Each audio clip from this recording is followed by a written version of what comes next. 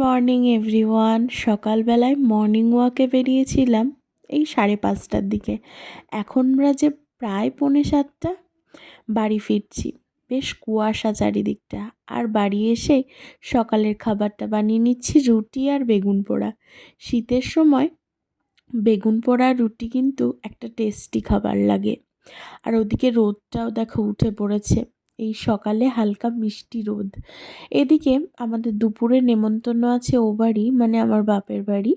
তাই বাবা মার জন্য রান্না করছি। এখানে বাটা মাছ এনেছিল, ওটাই ঝাল করছি। ভাত বসে গেছে, কালকের তরকারিও আছে অনেক কিছু। আর এখানে হচ্ছে পেঁয়াজ দিয়ে উচ্ছে ভাজা। দেখো এবারই চলে এসেছি এবং খেতেও বসে পড়েছি, কারণ ও বেরিয়ে যাবে আজকে।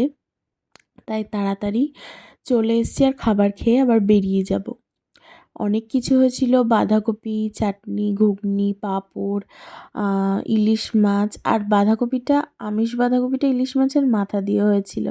আর আমার যেহেতু ভাত এখন একদমই অল্প খাচ্ছি, সেজন্য সবজিটা বেশি করে খেতে হবে, তাই পেঁপে সিদ্ধ নিয়েছি। ওদিকে বাঁধাকপিও পড়ে গেছে।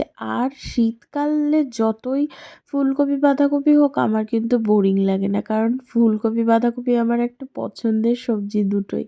আর নিয়ে নিয়েছি ঘুগনি। এই ঘুগনিটা মা সকালে করেছিল, তাই নিয়ে নিলাম। আর দেখো বেগুন দিয়ে সর্ষে ইলিশ করেছে মা, দারুণ হয়েছিল। মাছগুলোর টেস্ট ভালো ছিল। দেখো আবার বাড়ি চলে এসেছি, ও বেরিয়ে যাবে, তাই ওকে রাতের টিফিনটা করে দিচ্ছি।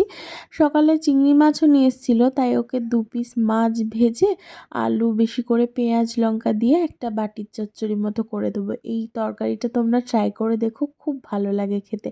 চটজলদি হয়ে যায়, আর রুটির খাবারের জন্য ভালো একটা অপশান থাকে। আর রুটি তো হবেই, কারণ ওখানে পৌঁছাতেই বেজে যাবে 10:30। আর দোকান খোলা পাবে কি পাবে না, তাই টিফিনটা বানিয়ে দিয়েছি। দেখো রুটি প্যাক করে দিয়েছি, আর এখানে টিফিন কোটোতে ভরে দিয়েছি। ও যেহেতু তরকারিটা একটু বেশি খায়, সেই জন্য বেশি করে তরকারি রুটি দিয়ে দিয়েছি। আর ও এদিকে শুয়ে একটু রেস্ট নিয়ে নিচ্ছে, মনটাও ওর খারাপ, যেহেতু ওখানে একা একা থাকতে হয়, আমারও ভালো লাগে না। এরপর দিয়ে দিলাম চা। ও চাটা খেয়ে রেডি হতে যাবে।